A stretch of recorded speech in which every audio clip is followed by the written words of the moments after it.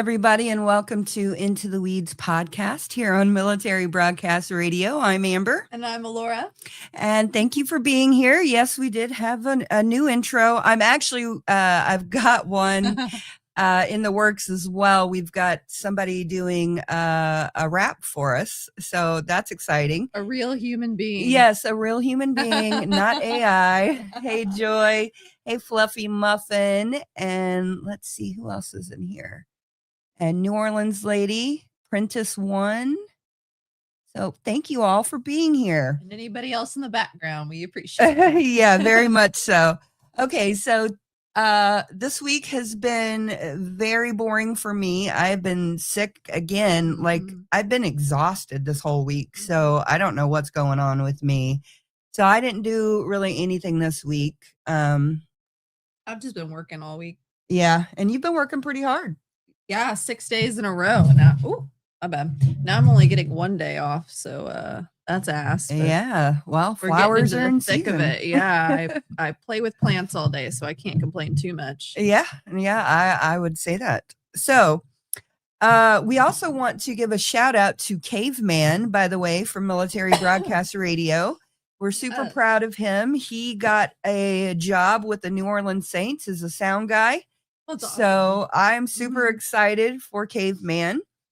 And then I also wanted to give another shout out to my cousin Stephanie, who is doing a super amazing job helping me with the Lawton serial killer. Oh, she's helping you. She's real good. She went to the store today and she bought a bunch of poster boards and stuff like that. And she's doing a timeline, I love her. just so she can put it together in her head visually. And her husband's a police officer, correct? Yeah. So we probably don't want to divulge much more than that. Yeah, no. So but it's pretty interesting. So not this week, which I thought I was going to go this week, but I'm going to go not this week, but the coming week. I'm going to go to Lawton and film some sites. And hey, Toxic Barbie. And how long do you think you're going to be out there? I'm going to be out there at least a week. So, and then I'll come back every once in a while to do more stuff. But I'm trying to, let everybody know that I'm in the area and that I want to know about this case. So hopefully we get some stuff done in a couple of weeks. And Stephanie's already done a lot. Like a lot. Really? Yeah. That's great. Yeah. I know we've been kind of at a standstill because there's only so much information online, but I guess when you're there. Yeah, when you're there, and she's got some other motivating factors. So that would be insane. It's interesting. It's very, very interesting. So that's what's going on here at Into the Weeds. Also, I am working on a pretty cool project. It does have to do with Gypsy Rose. There is a producer involved, but it's not a documentary or anything. It's just a piece. It's a piece. Let it come out first before we say too much. And that's all I'm going to say about it. But we're going to be working on that again this week. And there's a lot of really cool things happening here. And I'm excited that you guys are on this journey with us, because honestly, it's all about learning and just figuring it out as you go. Yeah. So thank you very much. Okay, so we have a pretty interesting show for you guys today. I'm not even sure where it's going to go, because I found out some information right before and it stunned me. So I'm a little discombobulated, but today's episode explores a complicated personal story involving childhood mental health treatment, family dynamics, and difficult life decisions. Our guest grew up in a family with significant resources and high expectations. As a child, she was identified as an intellectually gifted child, but she also went through years of psychiatric evaluations and medications. As she got older, tensions with her family increased, and her life eventually became entangled with a relationship involving a man with a documented criminal history. Today, we're going to talk about her childhood, her relationships with her parents, how she became involved with that toxic relationship, and what she wants people to understand about that chapter of her life. And as always on Into the Weeds, the goal isn't judgment. It's about understanding a human story. And that's what we're here to do, is just learn about people is honestly what I'm here to do. So without further ado, I'm going to introduce Celeste Green. Hold on, let me bring her up real quick. The interview of the week is brought to you by Jersey Mike's, a sub above. Hello, Celeste. Thank you for joining us. Hi, guys. So this is going to be a very interesting stream, and I'm not sure where it's going to go. We're going to find out. So it seems. So, okay, let's get into it. Okay, Yeah. You were adopted into your family. How much did you know about that growing up? Okay, so I was adopted at 4 days old. That was a talking point my entire life. I don't think there was ever a point in time where this is our adopted daughter wasn't a topic of conversation. Oh, wow. I was in support groups about it, therapy about it. My parents had books about it. We had books on how I was gifted to them by God and Jesus Christ. And that can kind of cause a complex in any little kid, Yeah. no matter how you really look at it. Yeah. And then on the flip side, it would be used within my family as like, well, you're our adopted child. Do you know how expensive you were? Do you know how much we sacrificed for you? Do you know how many agencies we had to go through to get you? Did you know that we almost got arrested because when you were born, we weren't in the state and they couldn't find us? What? The exact opposite of people that should be adopting. Yeah. Yeah. I would say Yeah. that. and like they believed and they used it as like I mean, my 18th birthday, this is what's gonna blow your mind. My 18th birthday, I was gifted a stack of papers. Hi, Fluffy. I was given this stack of papers this thick of phone records from all of the police calls and phone calls that every single person in my family made, all the adults and the police, because it was 1994, to find my parents on their road trip from Albany, New York, up through Maine and back down for their wedding anniversary. Yeah. That was my gift. I'm not following. Explain that a little bit, because I'm confused on that. You got. I was, instead of given a birthday gift, I was given a stack of papers showing every single phone call ever made when my parents got in trouble and there was a DCFS case out because they couldn't find my parents and I was considered an abandoned child in a hospital in Houston Oh, okay. That makes a lot more sense. at 4 days old. That was the, hey, we love you so much. Look how much we loved you. Oh, wow. Oh, Okay. Given to you by them. Oh By my them God. on Oh my my 18th God. birthday. Oh my God. It's Oh one wow. of those where you go, what? No. And Sorry. Yeah. like it even there, it's not where it started. It's not even where it stopped. I spent every single birthday flying from Houston, Texas, up to upstate New York. My mom's family's from Albany, New York.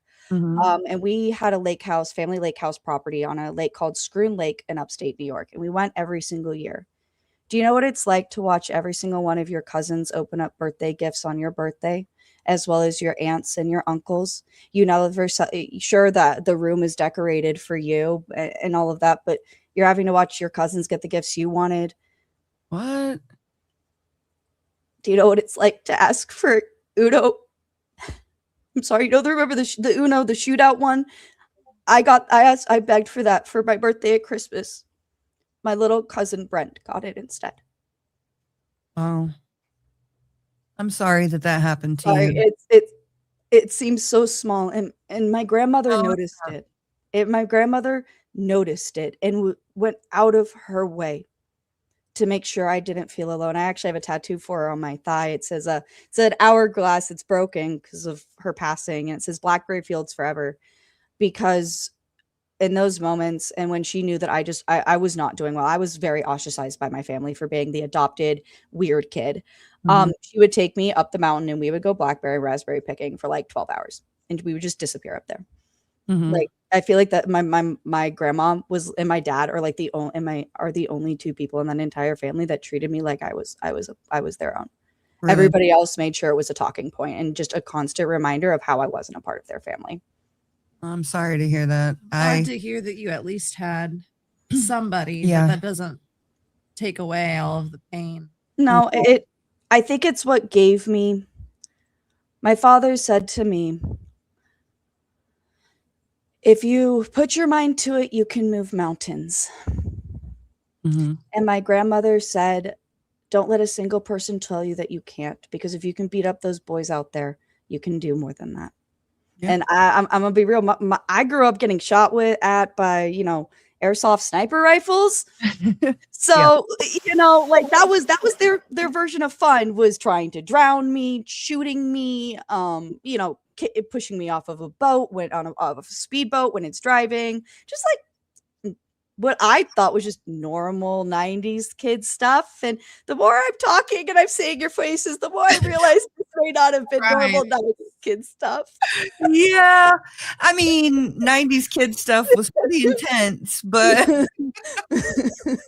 pretty intense actually. Yeah, I don't think it was normal for my mom to be or any of my aunts or uncles to be leaving me, at like 13 years old with my 13-year-old cousin and my 11-year-old boy cousin. And I had all boy cousins, right? Except for one, with a small motorized fishing boat to ride around this lake and just go fishing and disappear for hours at a time.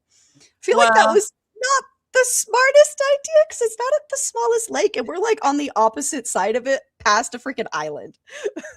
Well, I grew up in a rock quarry and we used to push each other in what we called quicksand. Yeah, we had that in the bayous. Houston, of course we had that too. I have a scar there for it. My cousins actually grew up in the rock quarry, but I was there all the time. So Oh, I bet you got great memories of it though. I got great memories. These are still like great memories to me. But even so, like when I talk about it with people, every so often I'll get someone that goes, "They did what now?" I'm like, "Yeah, it's okay. We're all good." Yeah. Okay. So now everybody can see your tattoo. Let's just get into that real quick. Since you said you were adopted, let's get into that real quick. So I am a very, very, very heavily white passing Hispanic and Amazigh woman. So on my father's side, parts of it are a wreath. It's East Texas for you. There's a reputation. It happened, but they have been here since the Revolutionary War, and I can follow the Haleys and the rest of that family biologically all the way back into like Scotland. On my mom's side, we're a pretty recent generational immigrant family, only about 3 or 4, I believe. And we're from the Canary Islands in Spain. So, and when you get to the Canary Islands, you do enter, it goes far enough back where the records become a little muddled, because there is Amazigh blood in there, which is the North African tribal people. So this is my Sayala specifically for that. I went out to Morocco specifically to get it done, because I wanted to make sure that I got it done by the right people. Oh, that's awesome that you went and got it done by.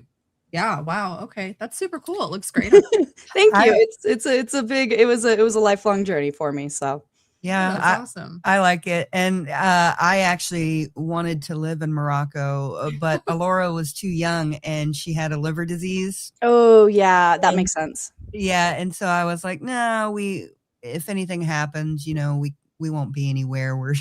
Yeah, I loved Morocco. It was absolutely beautiful. I'll be honest, growing up in the wealthy community and in the wealthy parts of the world, I grew up with a father who traveled for Shell Oil, because he was the head of the deep water exploration team for Shell Oil. And so he traveled to Nigeria quite regularly. He traveled to Papua Guinea when he worked there.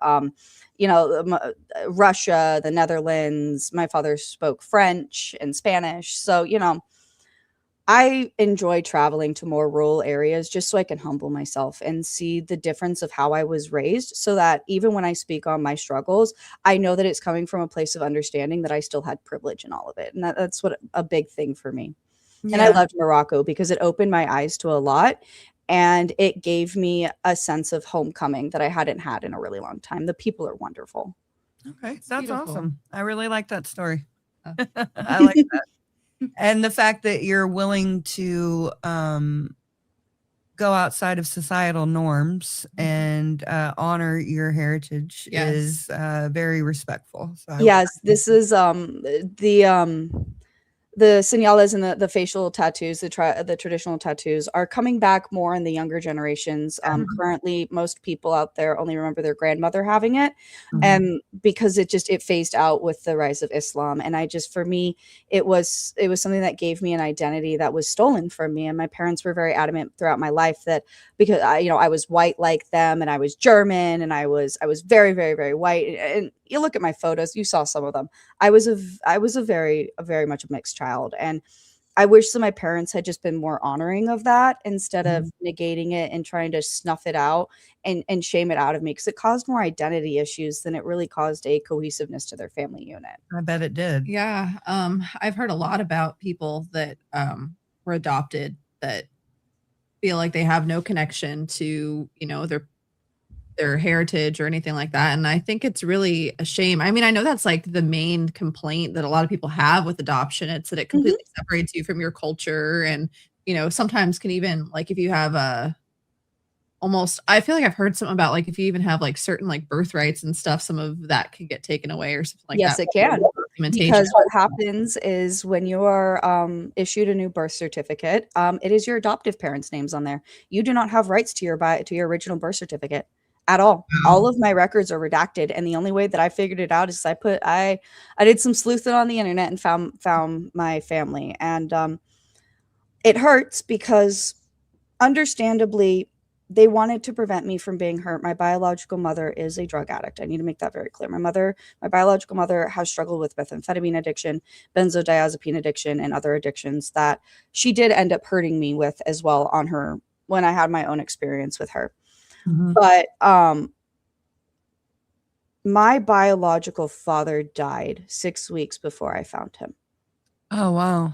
From a blood clot to his brain, because he believed that he could fight it and he didn't have the resources to go get help. That's heartbreaking. I'm so sorry to hear that. And the only reason why I couldn't find it was because my parents lied about the agency for a whole year after I turned 18, instead of just being honest with me like they should have been. And I understand that they were just trying to protect me, but the best protection that you can give to any adoptee is give them the answers. Let them go find them. It's like when you raise a kid, you go through a divorce and one parent has full custody and the other parent just wasn't allowed to be around until 18 because they're unhealthy. But you go, look, man, here's their contact information. This is how you get a hold of them. Go find out who they are and make your own decision. I just wanted you to be safe as a kid. It's the same thing. And I just wish that it had been taken seriously like that and been treated like that instead of well, we don't want you to get hurt and you're just going to get hurt. I was going to get hurt anyway. Yeah. Yeah. No, and that's true. I've met many adoptees who have had that struggle. Yeah, it's not an easy one. Yeah. Yeah, it's not. And I've also seen it where adoptees have had really good experiences with their adopted families. And then when they find their birth family, and even though they're not good people, they go towards them instead of the adopted family. Oh, yeah. Yeah. And, it's very interesting, the dynamics of people who are adopted. It's very interesting. No, it really is. It's so complex. I, being a child from the troubled teen industry, I know that if you speak to other people, and even Paris Hilton even would know what I'm talking about. There are adoption groups in there. They're called abandonment wound groups, where they go in there. And my father and I have spoken on this because I'm trying to heal the very broken relationship with my mother. I understand she has a mental illness. I comprehend that now at 31 years old, that my mother was struggling. I can look back at the photos. My mother was not doing very well when I got adopted. She needed help, not a baby, right? And these groups come in and they prey on these adoption issues, and they prey on these families because I didn't have abandonment issues with my mother. Oh no, I was fine. The reason why my mom and I didn't get along was because my mom just had a mental illness and didn't have the resources to handle a child that could do calculus in the 2nd grade. Yeah. I'm sorry, my pattern recognition at that point, yeah, I'm going to learn what an emancipated minor is by the 5th grade. And I'm going to go, I know this stuff isn't normal.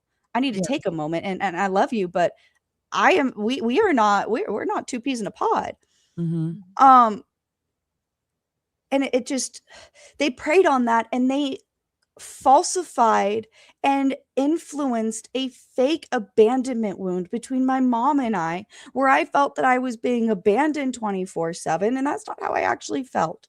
I Mhm. didn't feel abandoned being sent there, because I'm the one who asked for help, because I was very, very, very, very sad.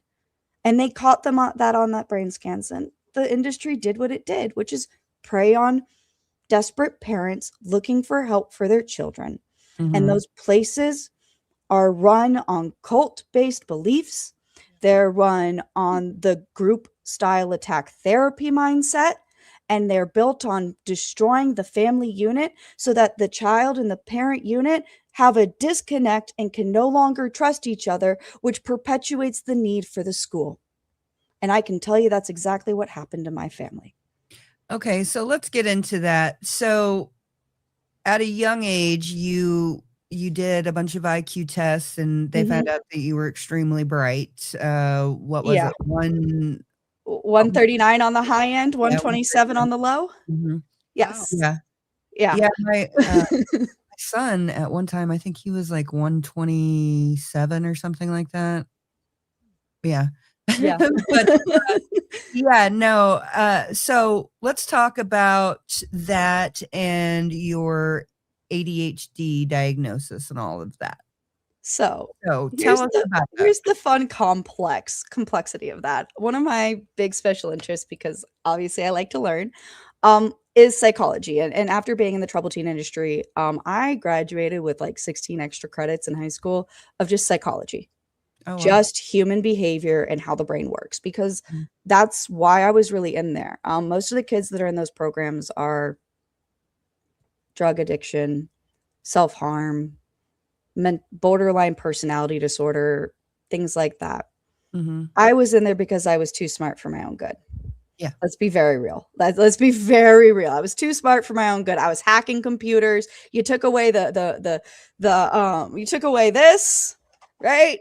I figured out how to work with the mouse. You took away the mouse. I figured out how to use Wow. the keyboard. I know my dad's not proud of it, but he did make a suicide cord at one point to be able to make sure I couldn't use the computer, because I could figure out how to rewire and do electrical welding and create my own power cord. Wow. Oh my Like I said, I was a little bit too smart for my own good. God, no kidding. I didn't even know that was a thing. Now, to be fair, when the little kid goes, "Hey, Dad, how does that work?" You probably shouldn't take it apart when they can put it all back together. But anyway, when you go through the testing for that, I was too smart. I don't know how else to say it. I mean, I'm gonna make the joke, and I need to make this very clear. I'm not making fun of anybody with a speech impediment, because I don't know if you've noticed it. I have a speech impediment. Good thing if you have it, because I'm about to show it to you. I have something called rhoticism. I was in speech therapy until the 3rd grade because of it. It's also one of the most common things that coincides with the super high IQ. This is how I try to roll my R's. Ugh! What? Okay. I can't. So my tongue doesn't do that, because I used to say so squirrel was squirrel, and girl was gwirl, and so I couldn't say, that's all my entire life. Could not say my W's. Couldn't say it, and they're like, no, this girl's like low IQ because of it. And then once they got that handled, and like we figured out that like my hips dislocate, right? They're like, okay, no, okay, she's not low IQ. That's what caused it to happen. I'm gonna be very real. And that's why I was like, please, I'm not making fun of people with a disability. I would never, ever do that. But it's a cute little, hey, if you want to know what my speech impediment sounds like, here you go. This is what I sound like when I try to speak Spanish. It doesn't sound right. Never comes out right. I But- get it. My little brother, he was not able to pronounce his R's until he was about 15. And we've been talking about this recently, actually. Yeah, we were talking about like, it a couple days ago. Like a couple days ago, he's like, I literally would sit in the shower and try and say pearl. Yes. Pearl. And he, mad props to him for getting rid of it on his own. People always used to ask him if he was British. So much. Oh. Every so often you'll catch me off guard and you'll hear like the most like random speech slur that comes through. And no, Stacey's right that it is super commonly impaired with intellectual disability. And what's super frustrating is within my autism diagnosis, I was diagnosed originally with pervasive developmental disorder. That's what comes with this IQ too. So I would technically be, if through the scaling, level 3 autism, and I'm going here because we don't know. Let's be very real. You said my ADHD diagnosis, how we got there. Welcome to how we got there. I could, because it's so much. It's all in a big thing, right? Mm-hmm. Let me get back to where I was going to go with this. No, you're good. I'm like, having a super high IQ, and this is what we found out as an adult. And what I found out as an adult, getting reassessed as an adult, having a high IQ, childhood PTSD, and childhood depression looks identical to ADHD. It's one of the most common misdiagnoses in children for ADHD is childhood PTSD, childhood depression, and a super high IQ. Because the way that it comes off is a hyperactive child who just isn't getting enough stimulus. And then because you have PTSD and you have depression, you have a little bit of a mood disorder. And that's why I was put on those medications. My mother refused, denied it all day long, denied it till the cows came home that I was depressed. You don't get put on the medications that you saw that I was on at those ages if there wasn't a reason for it. And my brain scans by the Amen Clinic, I was told you I was going to give him his name. Let me Google that for you. His name is Dr. Daniel Amen. And if anybody watching knows who that is, they're going to be like, oh my gosh. If they don't, he's a quack psychiatrist, neurodoctor, who has been opening up these clinics. And the Google overview for him is Daniel Gregory Amen is an American celebrity doctor who practices as a psychiatrist. He is the founder and chief executive officer of the Amen Clinics.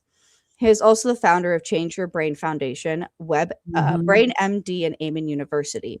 He's the guy who wrote Healing ADD, Change Your Brain, Change Your Life, just Healing ADD. Any of those where it's Dr. Amen. If you're reading about an 8-year-old little girl, you're reading about me. wow. Really? My brain was, yes. I had the size of an adult man's brain at 8 years old. And they noticed through the testings that they did and the MRI functional brain scans that my frontal lobe was slow. And now, mind you, I do have a neurodegenerative condition that could explain this. But the other options that could explain this and the other differentials were depression and PTSD, not ADHD. And my mom, because she has the Munchausen's and the mental illness, fell down a rabbit hole on how she was going to disprove that and that it was actually ADHD and they needed to up my medication higher.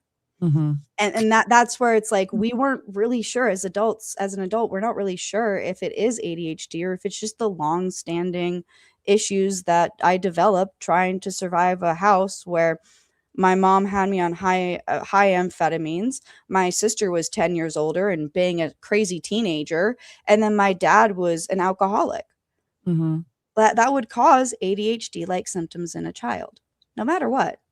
That's interesting because my husband and I were just talking about how when he was a kid, they wanted from like, he said, Amber, before you were alive, they were trying to put me on medication. And I was like, oh, dang, because he's like 4.5 years older than me. And yeah, so, but he had a really, really high IQ as well. And he kind of burnt that by doing drugs. Yeah, don't worry. Mine's a little burnt too now, but he's still the smartest person I've ever met, hands down, like on everything. Like you can bring up any topic to him and he can pretty much talk to you about it. Oh, him and I would probably have a great conversation then, because that's the collective within my group too. They're like, "Hey, do you know about this? I need to ask you a question." Yeah, I got you. I probably took a class on it. Yeah, actually, this well-known author came to my husband one time because they had been in Bible study together and stuff like that. If you don't know, my husband's a preacher. He preaches at nursing homes and stuff like that's that. Beautiful. And that is amazing. Yeah, I mean, he's like, well, they don't have anybody to visit them. They So don't. that's what he does every other week. I love that. So he was in this Bible study with this well-known author, and him and another guy came to my husband, and they were like, "Hey, we got to apologize to you." And he's like, "Why?" And he's like, "We thought you were full of crap." I understand this very well. They're like, we sat in classes with you and talked to you about all these different things, and you just always had an answer. And it wasn't until you started talking about something that we actually knew about, like taking apart a washer and fixing it, just like he had done it every day of his life. And they were like, oh, dang, maybe he does know what he's talking about. That's hilarious.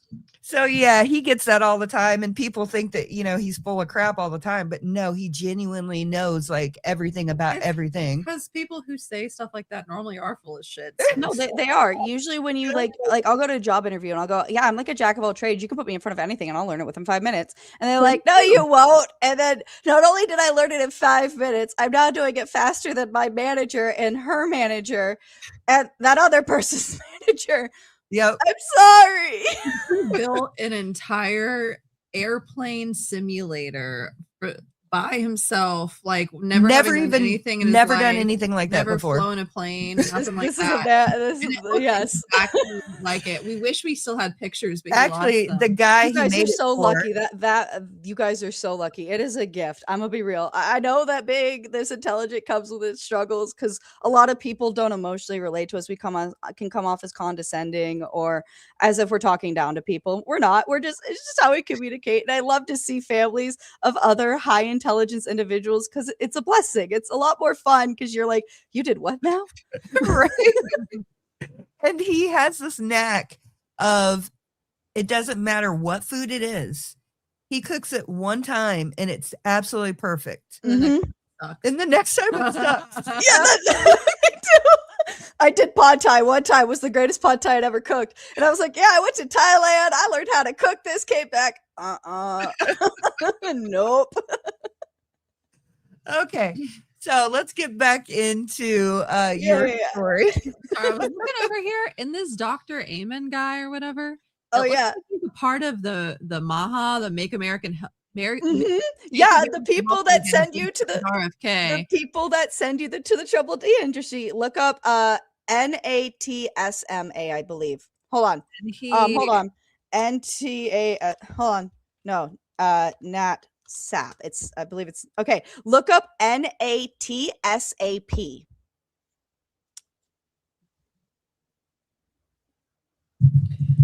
I want this blind reaction really quick when I get to tell you what two of those schools that are a part of this include. National Association of Therapeutic Schools and Programs. There are two programs in Brazil that promise to parents that if you send them there from the United States, they will return home with 2 broken bones. What? Yep. Yeah, most of the schools that are in there that used to be in there when I was in the NATSAP programs don't exist anymore because of the abuse lawsuits. Okay, so let's get into that. Okay, the guy you were talking about was sending kids there? He's one of the people that will recommend you to go to they're called educational consultants. They're basically salespeople that sell people these schools and recommend they never meet the child, and they read a medical record and then they send them to these places. Dr. Phil does it too. I've met multiple Dr. Phil patients. I was in school with them. Yeah. Yes, JE did like to do that. I'm going to be very real. That is not a rumor. As somebody who was in those schools, there is a reason why I fell into the trafficking style that I did. They sexually groomed the girls. I will I put that believe out it. there right now. They sexually groom all of us. Mhm. It's sadistic. It's sick. Any So person I've ever met that's gone into the troubled teen industry, they're fucked up from it beyond belief in one Mhm. way or another. Like even if they live, normal, functional lives, they're and I'm still going to be honest, there was traumatized. a situation in our lives where I almost Mhm. sent somebody to one because I wasn't sure what to do, and I wasn't. Forgive yourself. Yeah, I Is it didn't the send her, but Still, still, forgive yourself. you Forgive know, if there's anything in your body that feels guilty about that, forgive yourself. You were preyed on by a predatory industry that's there to prey on families struggling. I need to make that very clear. You were a victim of a system. yeah, and Thankfully that never came to fruition, but It's still when I am happy that the subreddit troubled teens does exist because parents come to us now asking for help and we're able to help. good, but good. someone else in her family ended up going to a Oh troubled teen yeah, industry yeah, very shortly afterwards. Yeah, Not by you though. yeah. Not by me, but across the board, I understand that it's there to help. There are programs that help. I'm not going to lie. Some of the places I went to, I'm going to put one out there. If you're struggling with OCD, I highly recommend, if your insurance can cover it, Rogers Memorial Hospital in Oconomowoc, Wisconsin. They're one of the leaders in the world, and they saved my life.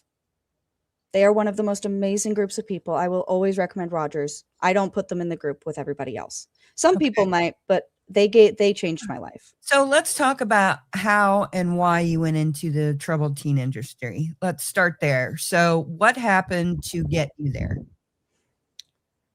I started having violent outbursts because of the medication and my mother. Mhm. My father was an alcoholic, and he is not proud of the behaviors that he engaged in. My father physically assaulted me regularly. I've been hit, I've been smacked, I've been held up by my throat while I was pregnant to the point that my feet no longer touched the ground so he could get in my face and yell at me. Oh wow. He's held me down when I was 100 pounds and he was 6 foot 250, screaming in my face about how I'm a worthless wretch. And um, they used to lock me in my room because, I fought back. And in the state of Texas, there's stand your ground laws. Mhm. I will, until the cows come home again, always say that it was self-defense. My mother was very mentally ill. My mother still to this day, I cannot go into her home because she will become violent. She Mhm. is showing signs of either Alzheimer's or dementia, which was the end hope for me because when you deal with someone with these disorders, that's the moment that you get to have them back for just a little bit before they're gone again. And so I'm getting her back for a little bit and I'm enjoying it. Mhm. But she can be violent and she can go, "You're a mental illness freak," and she'll shove me up against walls and hold things up against me. And I'm not gonna touch a 5'2" 74-year-old woman. You're not gonna get me to do that. Mhm. Maybe when I was 13, she was in her 50s and she was beating me with a wooden spoon. Yeah, Mhm. but not now. And so what happened was, and this is what's going to be really hard for a lot of people, I went to DCFS for help. My father was out of town, and this is the first time this story is going to go public. So my father was out of town, and I wanted to go to church, and my mom wanted to do what she did every single day when my dad was out of town, which was make me do schoolwork non-freaking stop, clean the whole house, and basically be her emotional punching bag for the entire day. Mhm. And so I said, "No, I want to go to church. I want to go to church. Daddy takes me to church every Sunday. You said you'd take me to church. Why can't I go to church? I got myself up today just like you told me I had to. I made sure the alarm was in. My hair is brushed. I fed myself. I bathed myself. Why can't I go to church?" And she started beating me. She didn't know I had found the keys to unlock the padlock that locked the French doors closed. So I What? grabbed that, unlocked the chain, and snuck out the French doors and walked out to my church and told them that I was too scared to go home. They called DCFS. 6 weeks later, I was admitted to SUS of the Carolinas, a program that doesn't exist anymore. It's a wilderness therapy program, an alternative to boot camp. Uh-huh. My father says the reason why I was sent away was because they went and spoke to an attorney, and the attorney told my father that if they didn't get me out of there, he was going to go to prison. Mhm. That's an admission of guilt. He knew what he did. Yeah. My parents were, to answer the medication question, My mother and father were hiding pills in food. They were offering me applesauce where they were dumping scoops of gabapentin into. GABA powder. Gabapentin. Gabapentin's like from the devil. Do Seriously, you know what it's? I was in the 5th grade, entering 6th grade, having to eat 2 full heaping scoops every morning of gabapentin. What? Yeah, you think I'm gonna? I want you to really. You saw my medication list. You'd start tweaking too. Yeah. You'd start. Gabapentin is awful. It damaged my brain. I was not normal. I was hallucinating, and then Katrina happened, and Rita happened. Franklin started hallucinating our dog. Yeah. I was on it in 2020. I was on 3,600 milligrams 3 times a day for neuropathy in 2020. And I was hallucinating. I cannot take it. I cannot take it. I cannot take it. I cannot take it. And it's a super common side effect. And I have to like really look at my mom whenever I look at this and I go, yeah, maybe she didn't know. But then I have to remember the woman has a master's degree in special education. Oh, shoot. I didn't tell you that one. She has a master's degree in this. This is that's what I said. You want to hear? I want your reactions live to some of this stuff because, every person that I know that has education in special ed or works in special ed is a piece of shit. I'm not saying every single one of them. I'm not saying every single one is either. But you know what it was like watching my childhood best friend's little older brother, who is autistic enough he carried around straws, get mocked and pantsed and egged and physically assaulted and sexually assaulted on a daily basis at our middle school. And I was told to just turn a blind eye. Oh my gosh. I got called a Nazi on the regular because my maiden name is very German. And I'm just because I got people that love me so much. My maiden name is Goder. I grew up with that my whole life. But they were like, oh, you're German. Sprechen Sie Deutsch, you fucking Nazi. I'm sorry. That was my entire childhood was just all of these like, so yeah, I came up with stories. Yeah, I'm a Hawaiian princess because for a moment, I just want to love myself. I'm sorry, guys, that all of y'all have a family that loves you and takes care of you and is good for you. But I should have not been anybody's freaking punching bag. And I was. Yeah. I mean, kids deal with it in different ways. And kids are mean. Yeah. Kids are mean. No, my right now we are currently dealing with in our school locally for us. My daughter, she is 8 years old. She's in the 3rd grade, just turned 9. 3rd grade came up to me and said, Mommy, I need a comeback. You need a comeback? What do you need a comeback for, kiddo? And she goes, there's a girl in my school who's making fun of my best friend. What do you mean she's making fun of your best friend? What is she saying? She's saying to my best friend that at least I have 2 healthy parents that love me. Aww. Because my daughter's best friend has divorced parents. Aww. And I told her, what can't she do? And she said, she can't spell the word mountain. Can you spell the word mountain? She spelled it out. I went, okay, baby. Next time she says something, laughs, or you need a moment to defend yourself, go, that's a lot of noise for somebody who can't spell mountain. That's funny. She used it. She went, that was really good.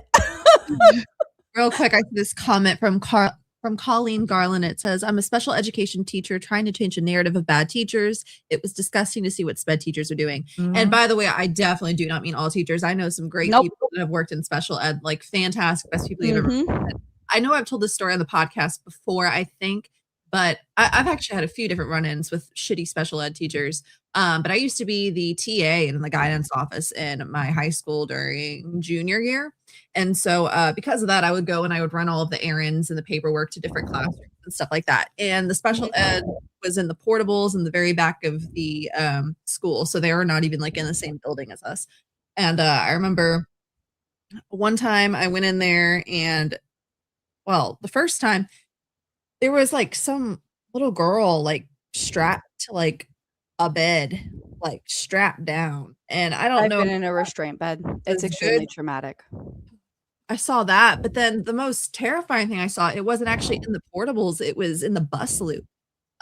There were 2 girls, and from what I've come to understand, I believe that they were a product of incest. Thank you, Colleen.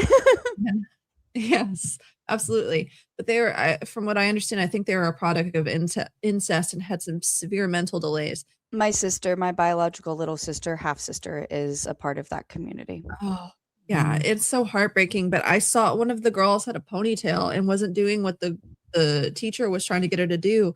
So the teacher grabbed her by the ponytail and started like yanking her onto the bus. I actually reported it.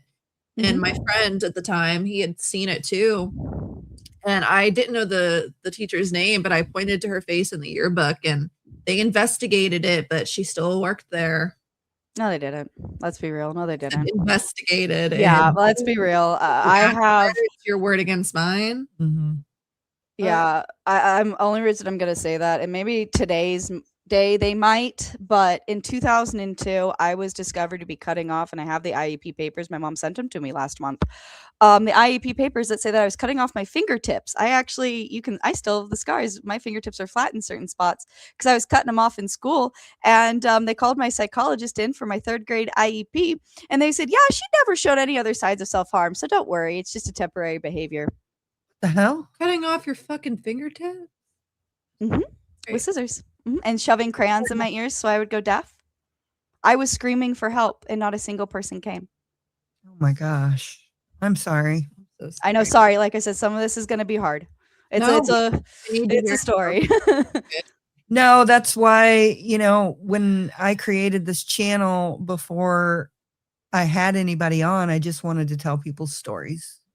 That's what I believe in. And the story, if it doesn't help me, it'll help somebody else. So that they know that, hey, if you were a little kid and you were acting out because your mama was driving you insane, look, man, you're seen here. I was a freaking batshit crazy kid. It's okay. I used to climb trees and jump out of them into lakes and shoot snakes with freaking guns and capture alligator snapping turtles for money so that I could fit in with the other kids, That sounds like you just knew how to have a good time. Oh, yeah, absolutely. I was a party, man. I'm always a good time. You're just adventurous. Okay. Colleen says, that's why I am so upset that I am wrongly being investigated for something I did not do. I one day will tell my story. I can't wait for that day. Yeah. Colleen, you are welcome to reach out to us and you can tell that story here. We're always looking for people to come on and share their stories. And if I get more people, I'll go on more than once a week. I know, that'd be exciting. Yeah. So, okay. So tell us about all of the different camps and facilities you were put in. Okay, so I can list them for you, and I'm going to because I want to, since some of these don't exist and some of these are famous. Yeah. So maybe a listener might recognize it. I started with Seuss of the Carolinas, Spring Ridge Academy, Aspen Institute, Chrysalis School for Girls, Montana, Spring Ridge Academy, Rogers Memorial Hospital, Boulder Creek Academy, Kootenai Behavioral Health, back to Boulder Creek Academy, back to Kootenai Behavioral Health, back to Boulder Creek Academy, back to Kootenai Behavioral Health, back to Rogers Memorial, back to Boulder Creek Academy, Island View, Youth Care Institution, Alpine Academy, and then finally my adult program at 17 years old, where I definitely shouldn't have been with a 42-year-old woman, but I digress. The Mental Health Co-op in Houston, Texas. All between May 2nd, 2008 and July 4th, 2012. Wow. Okay. You mentioned one of them. Thank you, Colleen, by the way. Aspen Institute. Yes. I've definitely heard about that. Is that the same Aspen Institute that Prince Harry is on the board or something like that? I'll Google it right now. Google, because it's also going to be, also you can look up, so Island View RTC and Aspen Institute are a part of the same company, which are also they're also, like, if you've heard of Utah Youth Village, I was a part of that. A lot of the places I was in were owned by evangelical churches and Mormon. Prince Prince Harry was a part of the Aspen Institute as a commissioner for its Commission on Information Disorder. Mhm. A role announced There you go. in March 2021, where he helped study misinformation. This hurts. I told people I'm in the files somewhere, and they're like, "No, you're not." I'm like, "No, bitch, I promise you I am. I was fucking crazy." Where he helped study misinformation and disinformation in the U.S. He served alongside co-chairs like Katie Couric and Chris Krebs to help develop solutions to the information disorder crisis, a mission aligned with its focus on online propaganda and media bias. And we are letting a prince tell us what's misinformation. Mm-hmm. We're A letting prince the who, people that convinced me I had borderline personality and bipolar to tell us about misinformation. Mhm. Definitely. Not to say anything there's anything wrong with bipolar. My son's father has it, and I'm so happy he's been able to get help. And bipolar is a very big monster, but I do not have it, and I Yeah. should not have been on Seroquel or lithium. Oh my god. Oh shit. There's over 5 pages of data in the Epstein database on the Aspen Institute. We're gonna get into that. Not tonight, but we're gonna get into that. I'm gonna read this because- privately and see because a lot of the Epstein files are just articles that have Yeah. nothing to do with just stuff that he looked at. Oh you yeah, know, absolutely. if there's over 5 pages, there's got to be something in there of note. I'm just gonna click on a random one and see. We don't have to go through all of it right now, but No, we don't. But you should at least, if you recognize that one, you should also recognize Island View RTC or anything like that, because that was one of the bigger programs that were a part of the beginning of hashtag Breaking Code Silence. What did you say the name of that was? Island View RTC. Island View RTC. Mhm. Okay, can you tell us about that? people So- are actually, sorry, I'm so sorry. Real Go quick, I'm reading real quick, and there are people like that represent the Aspen Institute that are directly. With the Messaging. Rothschilds? Where does it say Rothschild? Right there. Where did I miss? Oh fuck. I'm sorry. Okay, Shendong. Yeah, in China. In China. Beijing. Like I said, you'd be amazed on who's attached to what once you start Desmond digging. Shum? Desmond Shum. We are still on for Aspen. Can you give me some background on your partner, Dan Kinder? That's going to be the Aspen, Colorado, but Aspen Institute is its whole own crazy big thing. And Aspen Institute was shut down because they were sticking us in isolation and drugging us and So- keeping us inside for months at a Oh my time. god. Hi Jeff, just got back from Aspen. Have you been to the Aspen Institute? Seems like your kind of place. July 15th, right? Today's my birthday. Thought about you. Terry Kafka. They used to stick us in a glass. I have a photo of Aspen Institute up on TikTok if you ever want to go take a look. It was the first time that I was ever heavily strip searched. Really? Mm-hmm. First time I did a squat and cough and got a cavity search. Wow. And how old were you? 14. It was my third program. Wow. Wow. Let me look over here real quick for a second. People are inviting him to the Aspen Institute. Yes, because they used to put us on display for them. Kitty Boone. Also known as, you should see if this one's in there. It's called Elevations RTC.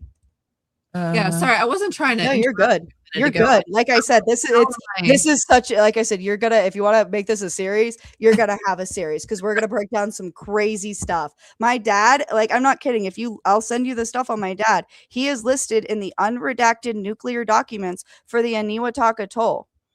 He was stationed by the Department of Interior Nuclear Department and the U.S. Air Force in the early 1980s out of New Mexico into Singapore, Malaysia, and the Great Barrier Reef to research the destruction that the nuclear bombs from Aniwatak caused so that they could figure out how to stop the continual radiation leakage. So the big domes out there and all those projects from the 80s, that's my dad.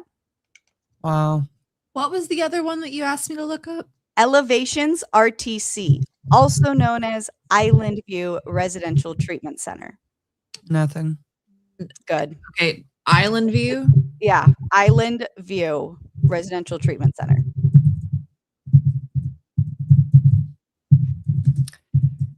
Let's see. Joy says Doesn't Terry look it's on there. Kafka says Hallelujah. entry- We'll be thankful for that one. It doesn't mean that I can't find it under like a different name or That's something. what I was saying. You might find it in there because that one's actually like super duper famous for the breaking code silence. That was one of the major ones. So Terry Kafka says the entry in Jeffrey Epstein's 50th birthday book was written by Ghislaine Maxwell's request and is out of character for him. Oh shit! It's some. Oh. ooh, we ain't talking about Epstein. Not today. Yeah, sorry about that. Sorry about that. Not today. It's one of those things that yes, we are listed as a part of that. And so the community of us as a part of Breaking Code Silence, that's why we have fought so hard for legislative change. Because none of us should have gone through what we did. We didn't have rights. We were told that we weren't allowed to call CPS. We weren't allowed to speak to the police about the way that we were being treated. We weren't allowed to speak to our parents without being monitored. There's not a single thing that we were allowed to do to try to go get help if we believed that we were being abused. And that's what matters more. Yeah, that's Yeah. what I've heard from most of those. Yeah. Yeah. Sorry that we. No, you're good. You're good. That I just I had to look it up out of sick curiosity, and good lord, it looks like there's a lot to look through on my own time. Yeah. Definitely do that. Like I said, you got a rabbit hole here with me, and I'm glad I finally got a hold of somebody to talk about it because I've definitely heard of the Aspen Institute, but I'm trying to think of what context I've heard of it in. I've only heard it in the context of Prince Harry. Prince Harry. Yeah, because And so I it's followed shut down that now, stuff. the Aspen Institute. So the place, the school was shut down. Is this the same people that own the actual Aspen Institute, or? well, that's my thing. I don't really know anymore because it closed down and doesn't exist anymore. And I can dig and dig and dig, but they have to try to suppress it so freaking hard. You'd have to go to Breaking Code Silence. To be fair, though, these are questions for a lot of much bigger but very close friends of mine. Okay, well, we'll dive into it independently from this and see what Yeah, I'll shoot you to some people and to some advocates that I know so you can ask them some questions. These are some people that spoke with Biden as well. So Okay. Okay, let's get back on track. I'm trying to figure out where we should so go. sorry. with this. everywhere. I'll be right back. I need to go take some headache medicine. No, you're I good. am so sorry. Oh, it's not you. I feel it right here. No, I got you. I was just like, I also know that like this is Headache inducing, I'd say. Okay. Yeah. So I guess, you know what? We're just going to get into Patrick Middleton. Let's do it. Let's dive there because we This- set up how I got there. Okay, this is going to be trigger warning for everybody, just so everybody knows. I freaked out when I found out, but I'm so okay. sorry. No, you're good. Okay, so Celeste, tell us how you met Patrick Middleton and what your relationship was like. So I'm also going to have to agree with you. Big content disclosure, guys. Big trigger warning. Mhm. I am the ex-wife of the notorious sex offender, human trafficker, and pedophile Patrick Middleton.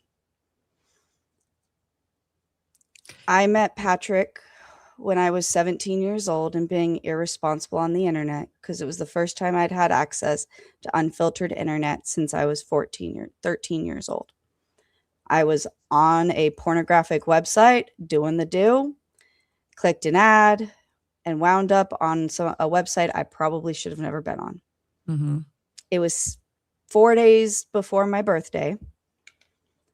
And to me, it didn't really matter that I was lying about my age because in the state of Texas, the consent age was 17. And I honestly had been groomed by the troubled teen industry and was in a rebellious phase because I was finally free. Mm-hmm.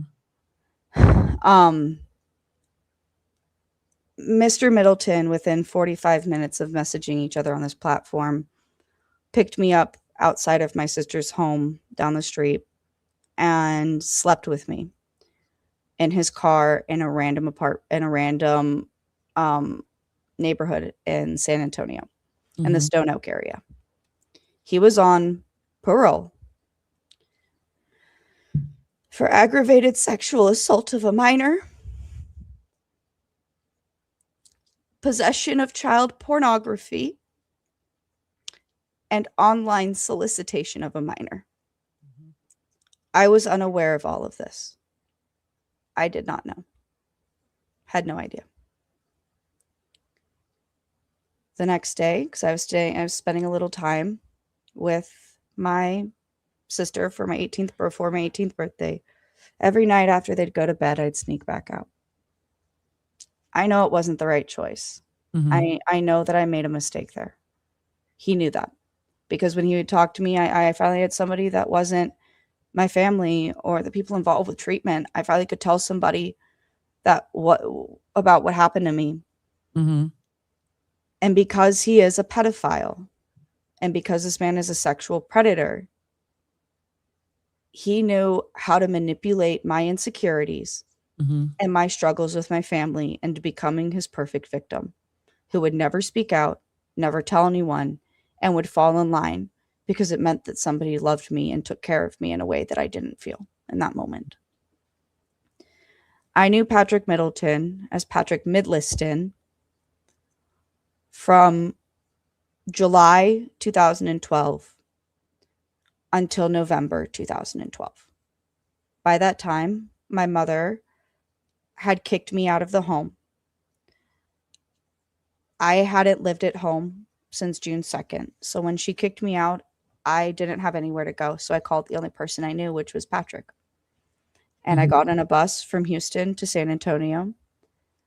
And I was trapped in that relationship until he was arrested for his second round of sex offenses, which is voyeurism. And in 2016, I had inherited $35,000 from my grandfather's passing through a Junus education fund.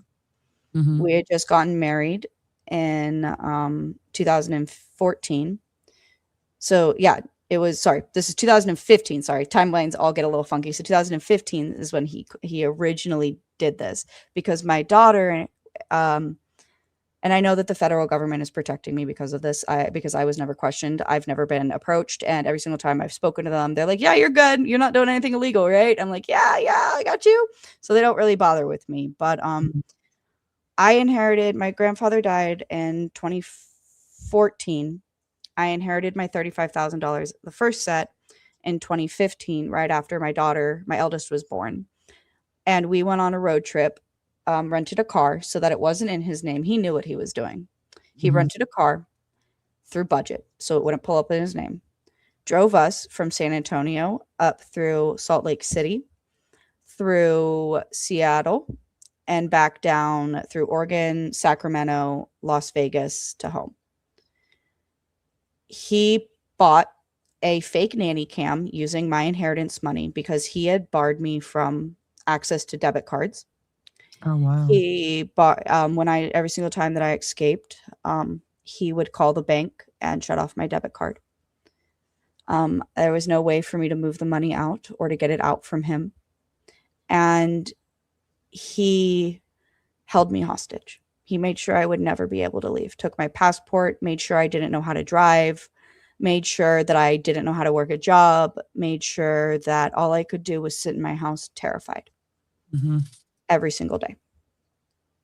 Because every time I tried to leave, he would leave work and show up where I was. He physically threatened my friends and my family. He doxed me. He made sure that I dropped out of college, because if I went to college, that meant that I was talking to other men. So I would leave him. When I tried to approach the topic of, before we got married, hey man, I want to be my own person, you be your own person, and maybe we do where you live in your own house and I live in my house, and we try dating to see if that will help our relationship issues, things that I had been taught about in therapy, right? I tried real marital therapy options with him, and he wouldn't take a single one. And it at the end became extremely violent. I also had friends that he had either assaulted or he had affairs with. There are people that I'm no longer friends with because they had full-blown affairs with this man. And then used it as a gotcha point against me about how, look at you fell for this dude, you got with this dude. And to be fair, by the time that I realized what was going on, do you think anyone was going to help me? Do you think anybody was? No one helped.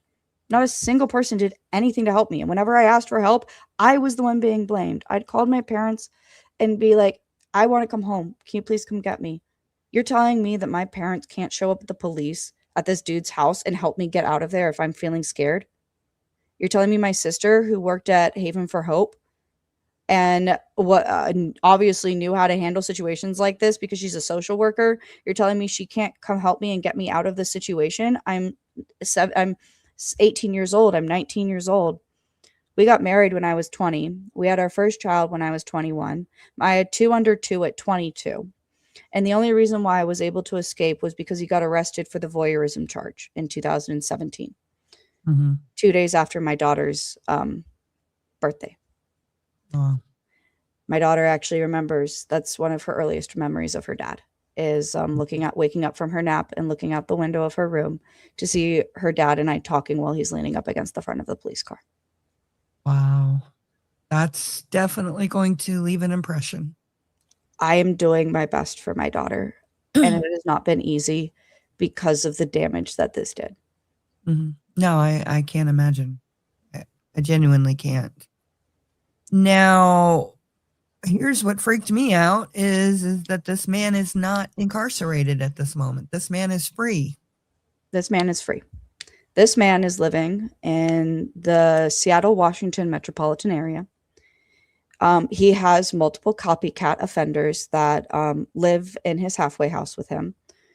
The state of Washington is having to pass new laws on how they handle the extensive list of sex offenders that live in these what are called loophole properties. So what they do is they're nonprofits, organizations that act more as a landlord to these inmates than an actual sex offender care facility. Yeah. And that's how they get around these things. This man in 2019, met a girl. I'm not going to name her name because it doesn't matter. Met a woman, and she already had, I think it was like 6 to 8 children. He committed a crime against one of those children. Oh my gosh. And he went on the run. The only reason why I knew was because he had stopped calling his children. And this was before our divorce ever went through. And I was just, okay, he went to jail for voyeurism. He says he's going to try to do better. Let's figure this out. He never even finished getting off of probation and parole last time. So he did what he did. And this woman was a nurse, a medical professional. And when he knew that they were coming to look for him, because his Google search said, at least the one that I could get off to the police before he got me out of the account, was, can the police or CPS question my child without me present? I went to the police and went, what is going on? And they said, he is being investigated for this. Can you help us catch him? We need proof that he's going over there still and communicating with this woman. That was all they ever asked of me. And I went, yeah, sure. Let me go see. You think I was expecting his password from 4 or 5 years prior to still work on his brand new bank account that I didn't know anything of? I guessed his login. I guessed that thing. I was like, okay, well, I know that this is what it would have been back in the day. Let me try that. Boom, let me write it. And I was like, oh, he's like dumb. So of course I screenshotted everything that I could, downloaded everything I could, and got it out to the Seattle State, the Washington State Police and the Seattle PD and Thurston County, right? I made sure they had that. But like, even after this woman found out that he did this to her daughter, she kept visiting him. That's why when you read in the police reports and in the news reports that he's spotted with a woman, because she was with him until he crossed state lines out of Washington. She was with him, paying for every single one of those hotels to cover it up. People that allow themselves to be around people like that are just as bad, in my opinion. Yeah. I see this comment from Lulu Busby saying, how can he be allowed to run a halfway house when he's a convict?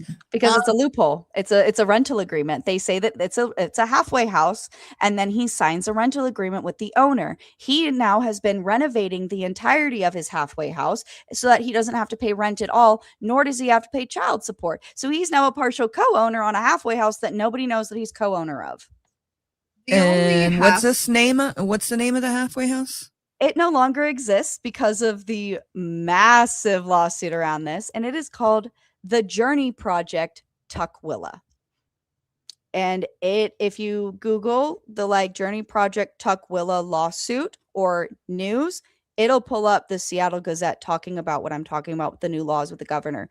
Because in 2014, and I'm going to pull it up for you, 2024, Journey Project Tukwila, Washington.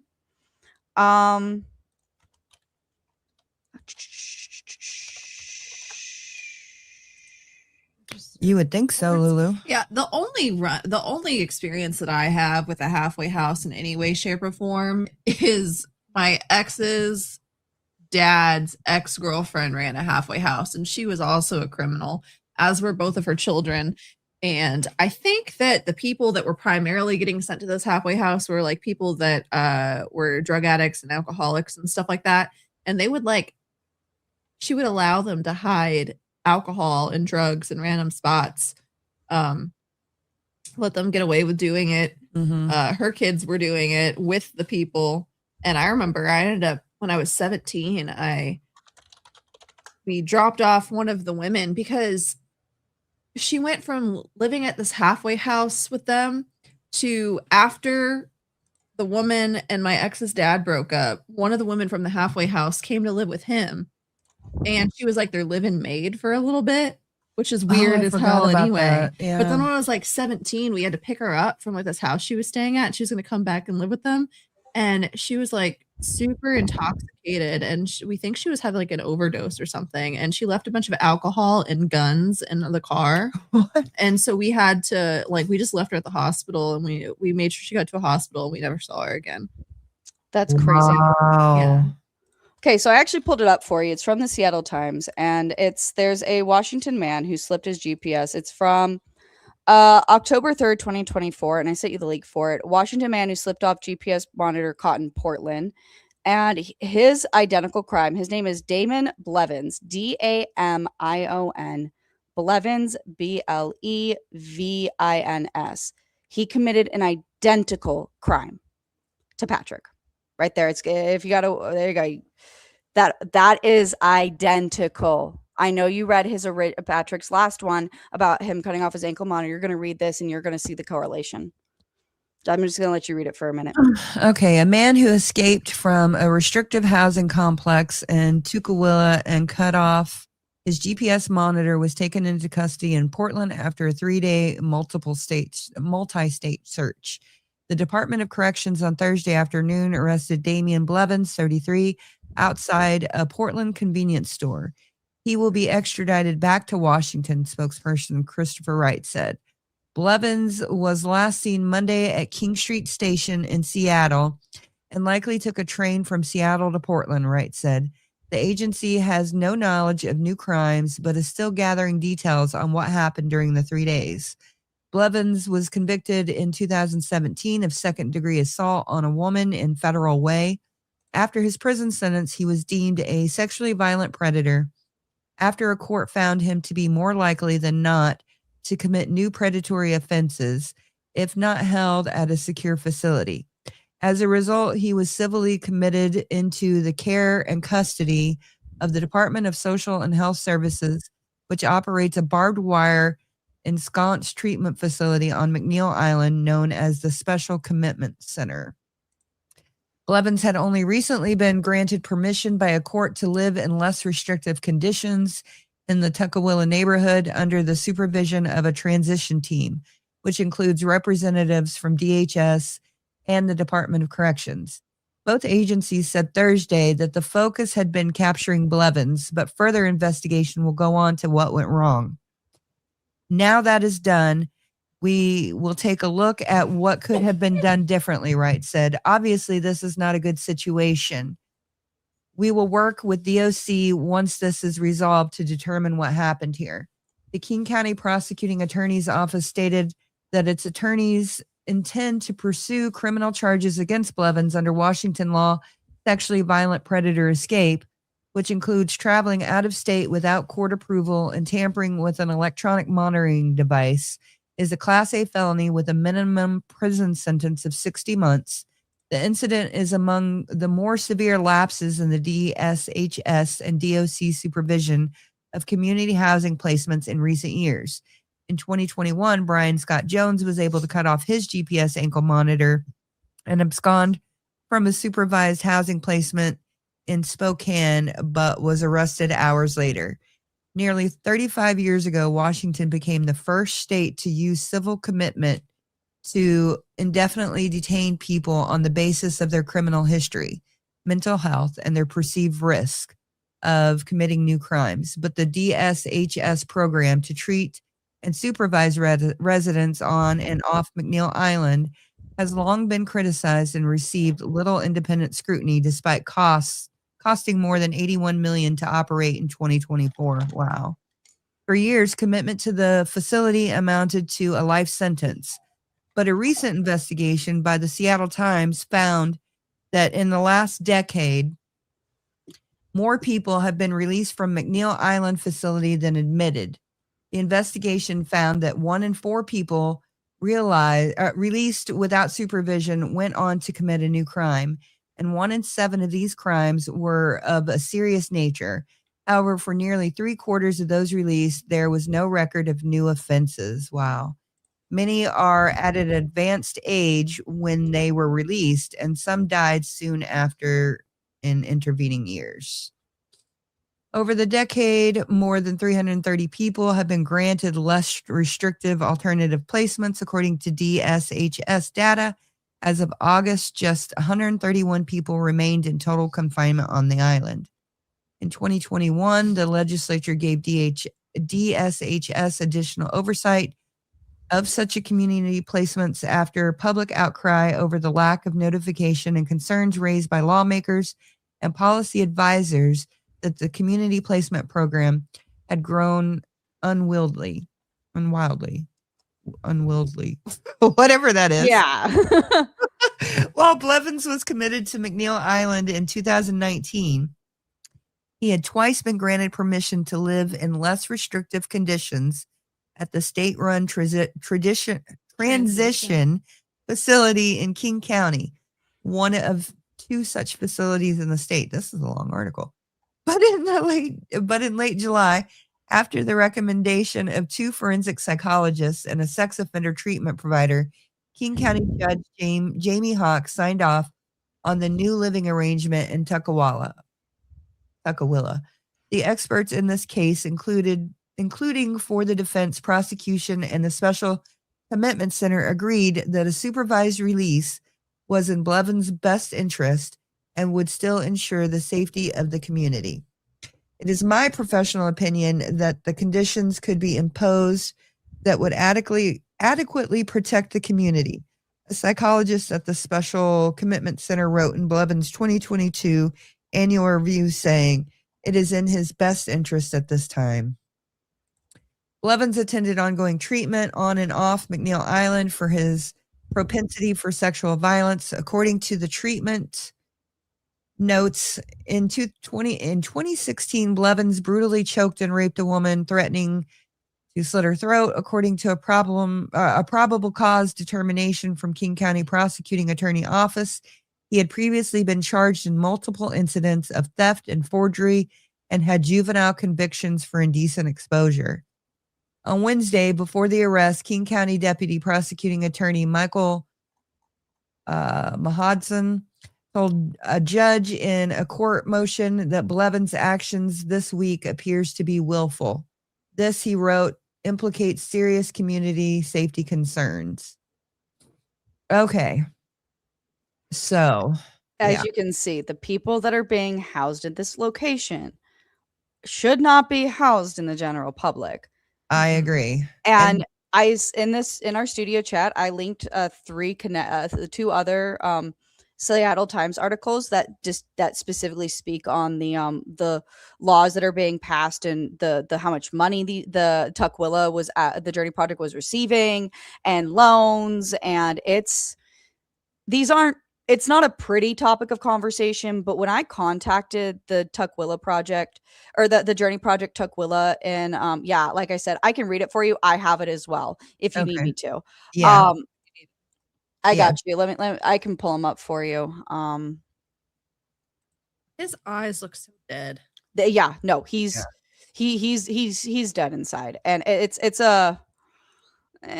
is what it is. So here we go. We have there we go. I have mine up for you. I have my share screen. I don't know if you can see it over there. Oh, awesome. But let me know when you want me to go ahead for you. There we go. At Washington Homes for Sex Crime Rehabilitation, warnings go ignored. And I'm going to give y'all two separate things to look at, to read through here, because there's laws that are changing because of how bad it is. Editor's note, this story contains description of sexual violence. Oh, yes, Joy is correct. A halfway house requirements vary heavily by location. And that's what these articles go into on why this is why Patrick is able to continue committing his crimes right now. When new owners purchased the pale blue colonial in rural Arlington, a century-old house behind a white picket fence, they named it Eagle's Nest. Here, they told Snohomish County they would rent the 3 upstairs bedrooms to 9 men for a discipleship program associated with a Kingdom Life Assembly congregation. The landlord, Pastor Steve Parker, said his mission was to provide housing and spiritual support to people who had a history of sex crimes by fostering a home environment that promotes a family atmosphere, according to state and county public records. The timing was fortuitous. It was 2012, and Washington's Department of Social and Health Services needed to house people who were increasingly granted conditional release from its Special Commitment Center. The remote facility on McNeil Island in South Puget Sound detains people who have been civilly committed into state custody because their history of violent sex crimes and psychiatric disorders may make them more likely to reoffend. A court had ruled that indefinite detention was illegal without treatment and a pathway to release. Eagle's Nest became one of more than 24 homes statewide that the agency has paid to house hundreds of people moving off the island. Yet amid a growing reliance on supervised housing, the Special Commitment Center uses mostly unregulated providers and operates its community program under a fragmented system of oversight that has compromised resident and public safety, a Seattle Times investigation found. Residents were placed at homes where they have been able to consistently violate court orders, including absconding from supervision and obtaining drugs and child sexual abuse images or videos, according to inspection records. One man had rope, a knife, and a white mask, and DSHS continued to employ someone who was accused of raping a teenager. He later committed a sexual offense against a colleague at work. The gaps in oversight and state accountability allowed individual home operators to collect payments despite ongoing problems. This is a critical moment for one of Washington's most isolated programs. Far more people are now released into the community each year than are committed to the island, changing how and where sexual rehabilitation occurs. Yet the program continues to operate largely unchecked. Years of proposed legislation, including this session, have only chipped away at the sweeping reforms lawmakers say are necessary to fix a broken system.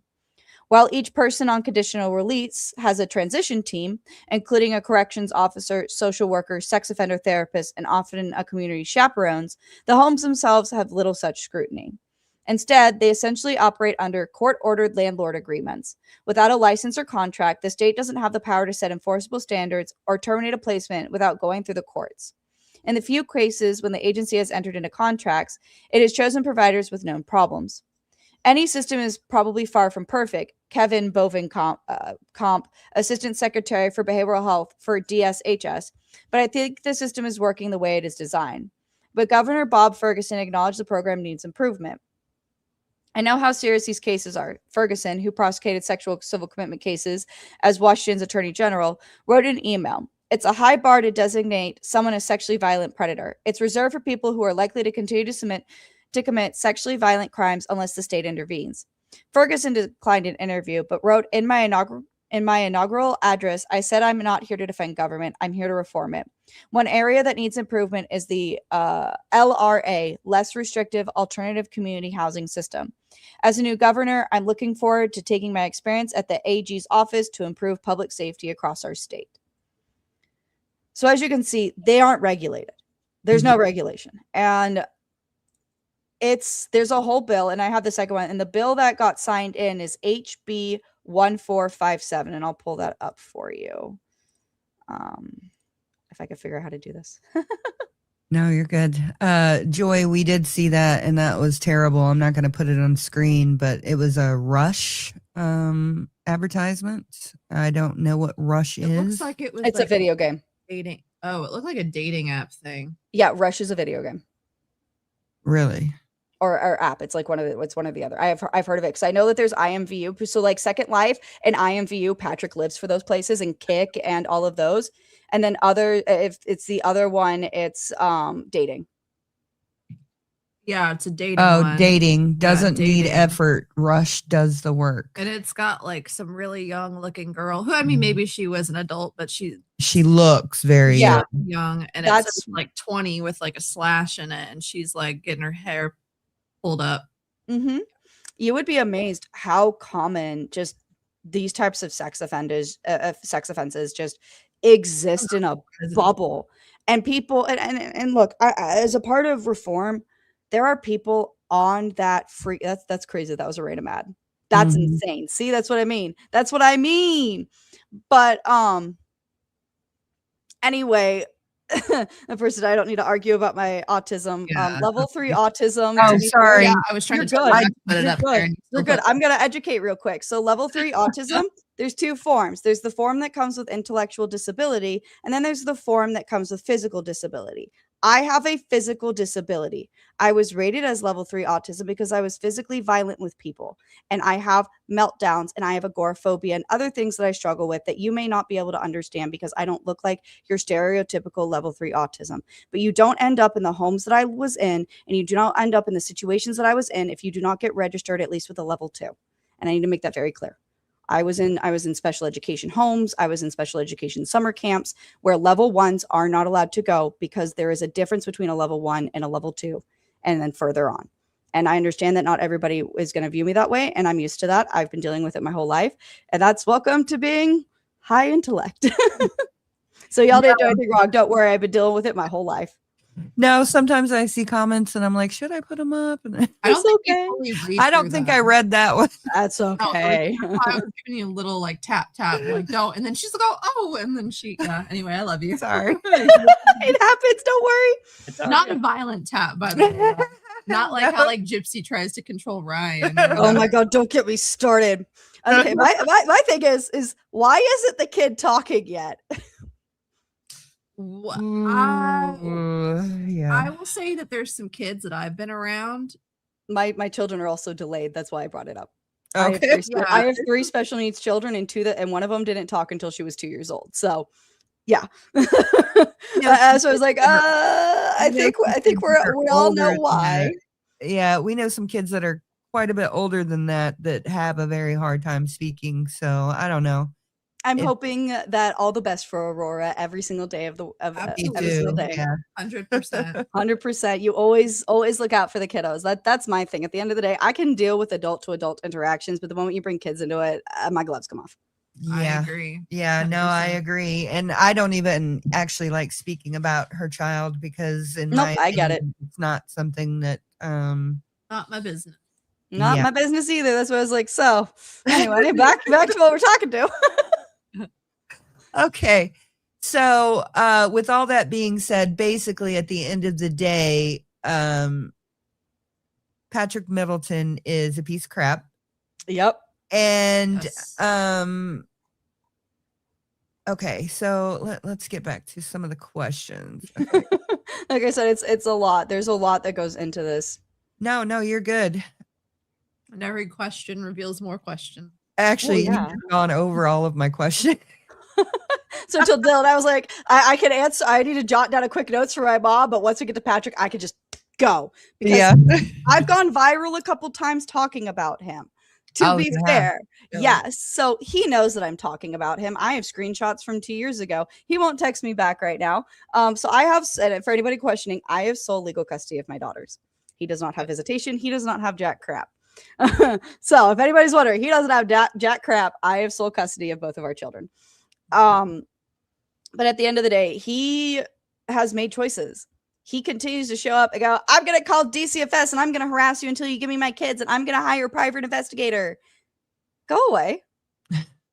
Like, at the end of the day, dude, you haven't been around. Your daughter is 10 years old this year and you got arrested when she was 2 years old and you haven't been around for 8 years. I understand that you want to get to know your children, but at this point, you're going to have to cut your losses until she's 18. And to be fair, your background, every single person, his parole officers told. So when he contacted me the day after he got off parole. So I couldn't get a hold of his probation officer and find out who it was and let him know that he was getting a hold of me and trying to harass me. Because when I called him up, he said, I wish you had called me 2 days ago. I wish you called me 2 days ago and I would have put him back in prison. And I would have extended his sentence because we could have done that. I am so sorry. There is nothing I can do because he did that intentionally. Run and hide. I understand why you went through a legal name change. I understand why you're hiding. And I was like, yeah, thank you. We used to have screenshots because he goes off about how in our divorce record it says that I was going to give him video visitation because that was the only way I was going to get him to sign the divorce paperwork. But you know who nixed that? Not me. It was the Department of Corrections, state of Washington, that went, no, we're not approving you. I got approved for video visitation. They took it away in the middle of a video visit because he was going off on me. So can you tell us, you told me earlier that part of the reason why a lot of his stuff isn't online is that his family has tried to bury all of these stories. Mhm. So can you tell us a little bit about that? Yeah. So my mother-in-law, her name is Marty. And Marty was one of the leaders in the regional Southwest Methodist Church when this happened. And so was Phil. They were actually a part of the music department and were one of the leading heads. Patrick had played across the country in church concerts and other things. So he had access to children, I think, across this country. And I know for a fact he'd been preying on kids a lot younger than what he was accused of. Remember, he got convicted at 18. So that tells you how long he'd been doing it.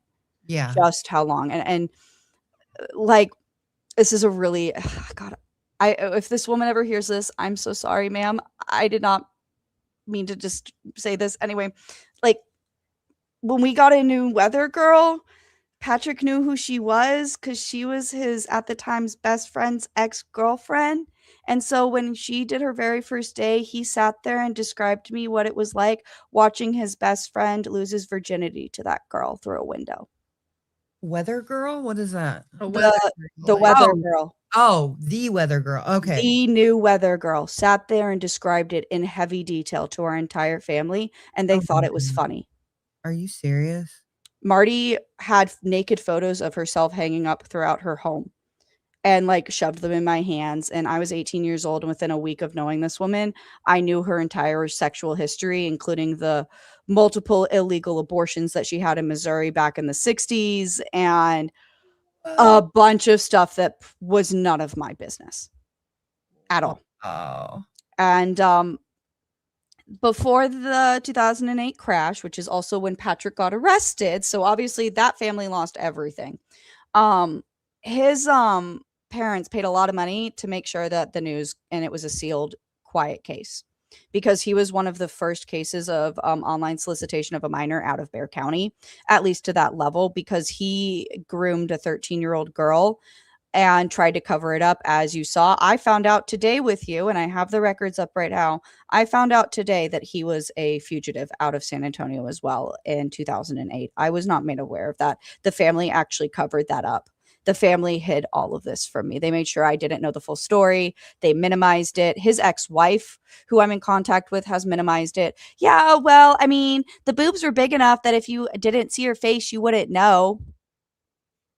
Those are the words that have been said to me about a 13-year-old victim of his. So people like him deserve to die. Mhm. Honestly, they don't deserve To be fair, forgiveness. his sister should not legally be allowed to work as a elementary school music teacher either. And these people were praise and worship people in Mhm. the church. Mhm. Worse people are always in the church. Yeah. They knew Patrick had an issue.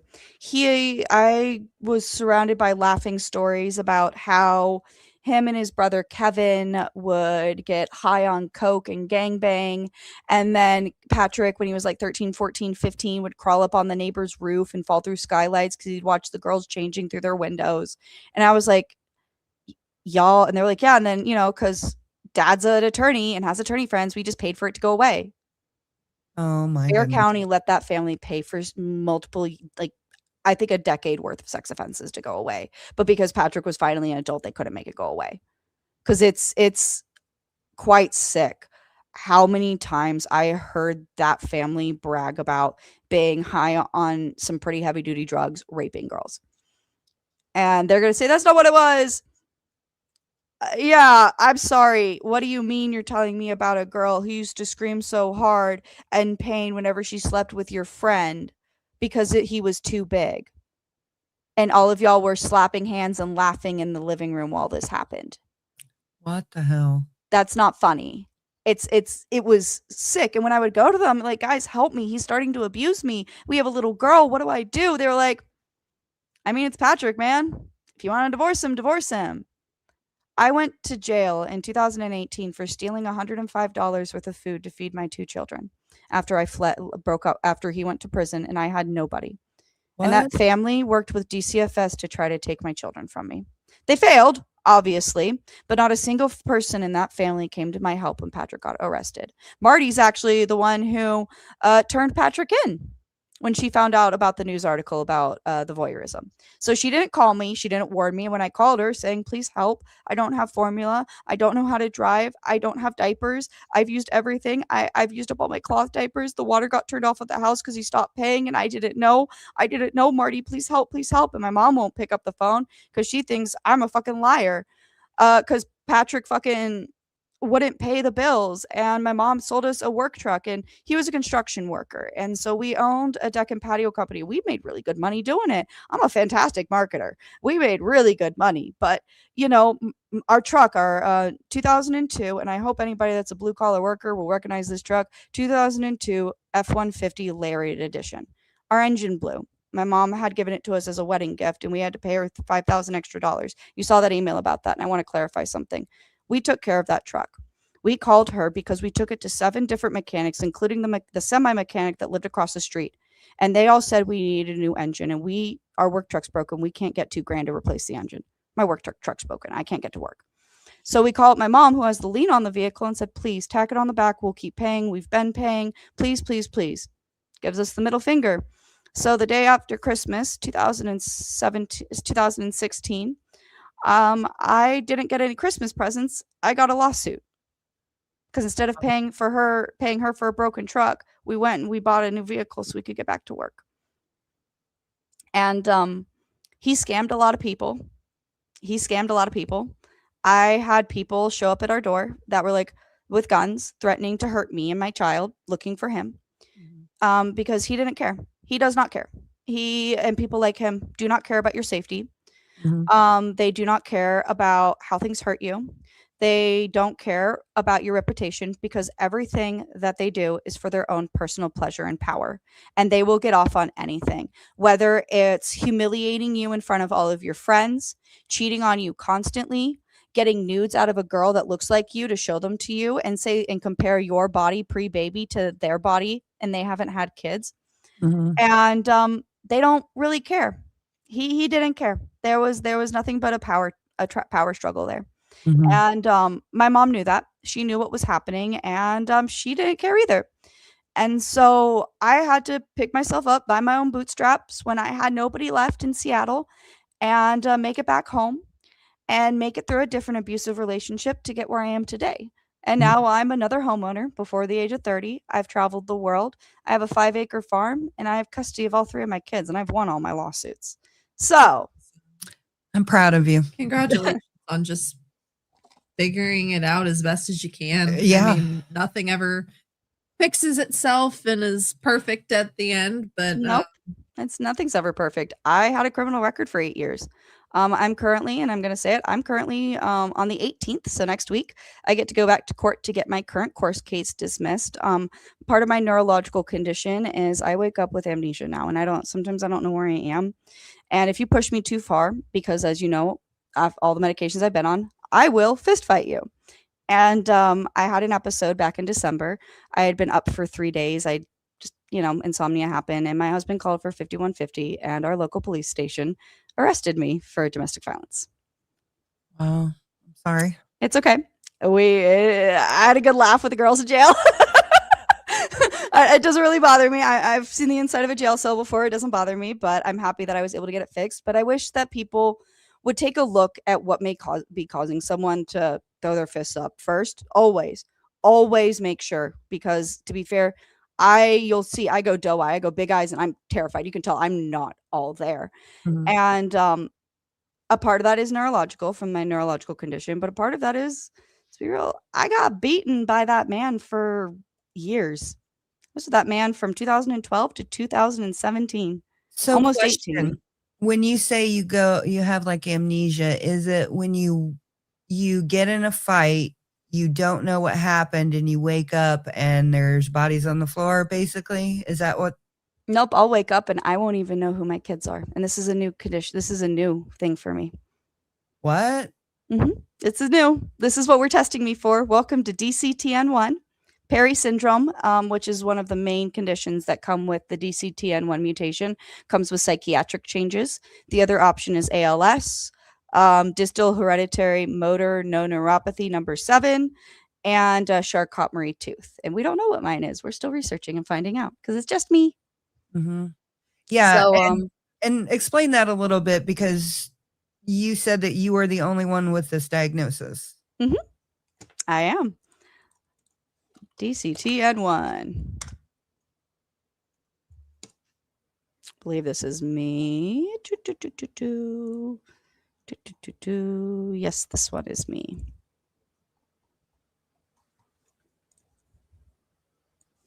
Just so that y'all can kind of see it, I would like people to see this, because it's interesting, right? Mm-hmm. There you go.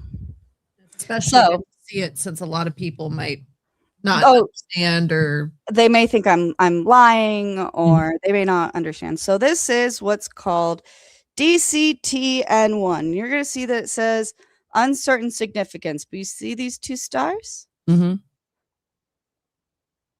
Oh, did we get a new one? We got a new one, guys. We got a new one. What does that mean? That means my buddy. I got number 2. What? What's going on? number 2, what?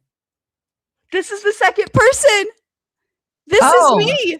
This one's me. So there's This 2 is the people. second person. Oh, wow. Wow. Awesome. Well, is it awesome that it's the second person? Hey, at least feel alone. At least there's more to pull from, more research to pull from. I check once a week. And this just got put in February. I haven't checked it in a couple weeks. February 23rd of this year, the second person got discovered. Wow. Oh, wow. So I hope to God, whoever they are, they find me. Yeah, you're not Yep. alone. Oh my god. Because they have ALS and they have distal hereditary motor neuropathy type 7B and this. So they don't know. They don't know which one it is. It's one of these. And I'm up here. This one's me. Condition not provided. Contributing to the aggregate classification. That means we're finally going to get research. That's awesome. Yeah. So I'm going to explain it. On that. Thank you. It's actually super cool to catch live. You're actually making me cry. I So said I don't cry. you can see it. It's my birthday.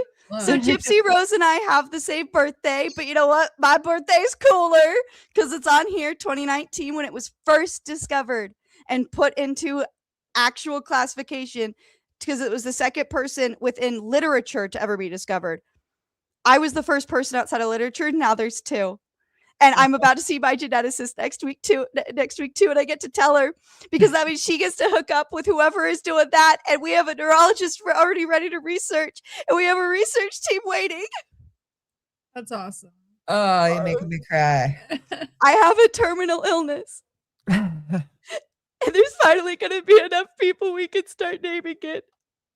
I made a joke for the last 4 years since I found out. I've been making the joke. I'm going to name it. Whoever you are, if you're out there and you find me, get with me. We're going to name it something hilarious. Just so you guys don't, so you guys know, Celeste found me because of our Gypsy Rose content. And because she has a rare disorder and suffered with Munchausen by proxy. So, yeah. This is huge. So this is mine. And it's the what it does is it changes our to like a histamine. It changes the protein. So they're a lot slower moving through. And I've been getting paralyzed from the outside in. That's what's happening. And that's why we don't really know what's happening with me and why there's so many here, because it could be any of them. It could be any of them. And I can't wait. I can't wait. This is huge. Because Perry syndrome, it starts on the outside. And as we know what ALS does, but Perry syndrome and what DCTN1 does is it paralyzes you from the outside in. And then eventually what usually kills us, and this is a trigger warning, trigger warning, trigger warning, trigger warning. Within 5 years of onset, most of us kill ourselves. Wow. That's why the survival rate is so low, is because Perry syndrome right here is I'll give you the definition. Perry syndrome is an autosomal dominant neurodegenerative condition disorder classically characterized by adult onset Parkinsonism and depression, followed by weight loss and respiratory hypoventilation. The phenotype has subsequently been expanded to include features that overlap with other neurodegenerative conditions, including frontal temporal dementia and progressive supranuclear palsy. There is an intrafamilial variation in the manifestation of the disorder. Mutation in the DCTN1 gene can also cause autosomal distant hereditary motor neuronopathy 14 and confer increased susceptibility to ALS. So, yeah. So to know that I'm not alone anymore is a great feeling. I'm gonna be real with you. It's a good feeling. Some of the stuff that you were just reading off, I'm actually going to have to talk to you about that because I know somebody with some of those symptoms, and they Please share do. a lot of Please. similarities with you. I have a clinical researcher on my team. I do not see a neurologist with my hospital. I see a clinical researcher. Okay, yeah, they're So please, talk anybody. I was told that if I can get anybody with similar symptoms to me to just come get tested, we will get your test done for free. okay. To find out who else is out there, because what I am dealing with is terrifying doctors. Because I went from being fully active and athletic and everything in 2020 to full-blown scoliosis, and I'm developing a hole in my heart. You know, holy crap. My husband and I were reading about Marfan syndrome, and that was one of the things they looked at for me. And there was there's a Dietz disease. Some kind of disease or disorder. No, it's the eye and the ear switched around, but still it's like Lion Dietz or something like that. That's the last name. Yeah, that's our last name. So yeah, that's very interesting. I'm definitely gonna have to talk to you now. There's what I am dealing with. It is, I cannot explain what's happening. I was on every single psychiatric medication and had the worst, as you saw. I was dancing naked in front of my freaking windows and hallucinating. And then I was also force-fed pills that made me go blind. So obviously that was not what was wrong with me. And what's wrong with me is a very real neurological phenomenon that I cannot control. And it sucks because when as a kid, you start fist fighting, right? Loy-Dietz syndrome is a rare genetic connective tissue disorder characterized by vascular issues, skeletal abnormalities, and distinct craniofacial features. Yeah, So, but it's in the category with Marfan syndrome, and that's yes. the only reason I found it today. I found it today, which is so funny. Oh yeah, I know a lot about connective tissue disorders and neurological, and it sucks because when you have something as rare as what I do, yeah, a lot of people are gonna think that you might have fictitious disorder or that you're freaking crazy. And so now that I got it, I got number 4. The stuff's gonna stop. I'm hoping. And yeah, does that mean that I'm gonna have a treatment by the end of this? No, there's no cure for what I have. Mhm. But I can spread awareness. Yeah. And if I can influence anybody today, it's to Google DCTN1 related neurodegeneration. I'm the only person on TikTok talking about it. And I would rather people know what it is so that they can tell somebody about it. And they can look it up and hopefully it can help somebody. I'm thinking that this was a fortuitous meeting. I hope so. Please talk to me if you need to. I have a lot of resources here. Yeah. We have a lot of people looking to try to get information on this to help me. I'm very sick, and I'm sure the people that you're talking about are very sick too. And they're probably struggling and they probably feel alone. And I don't want them to feel alone ever because I know what that feels like. And I would rather, if you do feel alone, come find me because I'm going to make sure you're not alone. Well, thank you. Absolutely. Absolutely. Okay, Celeste, we have had a very heavy Yes, we have. conversation. But very informative and productive. And I Please think take care of your mental health after this in whatever ways you need to. To whoever heard this, please take care of yourselves. well, This is what I carry on my plate. You don't have to carry it on yours. to bring a little levity to the situation, have you ever had any paranormal, cryptid, or UFO experiences? I am haunted by my deceased father and my deceased grandmother, and they're the reason why I'm here today. Okay, explain that. So, my biological father passed when I was 18, as you know. He's who told me that my son was a little boy.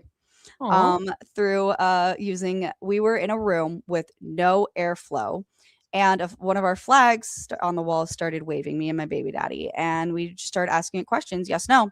Wave if it's yes, stay flat if it's no. Oh yeah, that thing started moving. I went, okay, well, is my pregnancy going to be okay? Yeah. Is it a girl? No movement. Is it a boy? Full flop, almost went down, came back. I've also my house everywhere that I've lived is haunted. I'm also haunted by Patrick's great grandmother. She likes to follow me around. She's a little girl with a pink bow in her hair. She used to haunt Marty, and then she stopped haunting Marty because Marty started being a bad juju. So now she follows me around, and there's a little redheaded girl with like Victorian style clothing and a pink bow in her hair and curls that just wanders around her house every so often. My father-in-law is a white cat that follows me around and enjoys hanging out with me. As you heard, Phil was not buried in Arlington Cemetery. He ended because of what happened with Patrick. He was removed from the ability to get buried there. The family name, they can't let that happen because of how close. But he was buried in St. Louis, or not St. Louis, Springfield, Missouri. I don't know who that is. I'll be real. I've never seen American Horror Story. Never seen it. But he was buried out in St. Louis, out in Springfield, Missouri, and ever since he's followed me around. And then my grandmother, whenever things are going wrong, I can get out of it. Doesn't matter what it is. And I have had that since my grandmother passed in 2011. I have been able to get out of every single situation that I've ever been in. And I've had blessings come in ways that I cannot explain. Money comes out of places, people come out of places, opportunities come out of places. And it may be my belief in the manifestation of your own destiny, where if you believe it's going to happen, it's going to happen. Hi, Sarah. I love you. That's a really good friend of mine who knew me from. Really awesome. That's Sarah. Hey, Sarah. They were talking about freaking Aspen Institute, by the way, babes. They were talking about us. I didn't get to tell them about the LOTR fan base. We should talk about it sometime. We have a whole fan script of Lord of the Rings. Oh, I love Lord of the Rings. We have a whole fan script of like how a bunch of teenagers got absorbed into a television and like we're written havoc on Middle Earth. Oh, really? It was great. But no, I've had my grandma everywhere, and it's not like it's enough that you start questioning things. Like I'll have cabinets open and things fly out. And it's only when I talk about her. Once we're done here, I'm going to have to go make sure because I can't hear anything over there. But I'm Gonna have to make sure there's nothing falling off my countertops again, because she likes to shatter things when she's wants to be heard, and she's very vocal. Out of all the people I've ever experienced, my grandmother is one vocal woman. Okay. Well, thank you for sharing that. Absolutely. I know you're trying to document it because it's always great. Yeah, I am. I want to know people's stories and what they see. And I've had something weird happen to a bunch of weird things happen to me. So I know if they're happening to me, they're probably happening to other people. Oh, absolutely. Fair enough. Yeah, but thank you so much for coming on. Thank you for having me so much. Thank you, Celeste. And we will keep in touch. We will keep in touch. Yeah. Thank you so much for sharing your story with us, and I hope it helps somebody. Being able to see that moment, that happy moment for you. And yes, we will do a part 2 sometime. Thank you so much. Have a good day, guys. Yes, thank you, Celeste. Bye. Bye. Well, thank you guys for being here and listening to Celeste's story. She told me I was going to cry, and I was like, no, I'm not going to cry. And I read some of the stuff, and then when she started talking, sure enough, I did cry. So, thank you just for being here and letting us bring these stories to you, and finding out that there's all these rare, beautiful human beings in this world. So we thank you. And thank you all the people who came in here: Jenna, Sarah, Billy, McCatherine, Dodie, thank you. And Billy, Sarah. Yeah, we got everybody, I think. So And thank anyone you, else we everybody. forgot? Anybody else that was just listening in, or anybody else in the replay? Yeah, we're back to normal here, Joy. Things are a lot more quiet around here, but it's for the best at the moment. Yeah, it really is. So we thank you guys, and please have a blessed night, and go out and do something good to change the world for the better, please. Bye, everybody. Life is like a duck. Tough times don't last, but tough people do. Here at Military Broadcast Radio, we're teaming up with our friends at Die Tired, the veteran-friendly music band spreading strength, resilience, and mental health awareness one shirt at a time. And check this out. Their brand new shirts feature broadcast beaker right on the breast pocket. A reminder that you can weather the storm, and you're never alone. Shirts are only $25, and proceeds support giving veterans a voice. MBR's mission to teach veterans how to podcast and videocast. Because when our vets are talking, they're not overthinking. They're not second-guessing. Together, we stop the 22 stigma. Grab your shirt today at mbradio.us and hit the shop. Or go directly to toramerch.printavo.com/merch/dietiredband. That's toramerch.printavo.com/merch/dietiredband. Suit up, stand strong. Remember, we're unduckable together. You're built tougher than the storm. Ladies and gentlemen, thank you for tuning in to Military Broadcast Radio. As we wrap up today's show, we want to remind you that the podcast of today's episode will be available right after we go off the air. So if you missed any part of the show or want to listen again, be sure to check it out. And remember, we're here to support and honor our veterans. Your stories and experiences matter, and we are committed to giving you a platform to share them. That's right. We're here to give our veterans a voice. So don't forget to catch the podcast and stay connected with us. Giving our veterans a voice.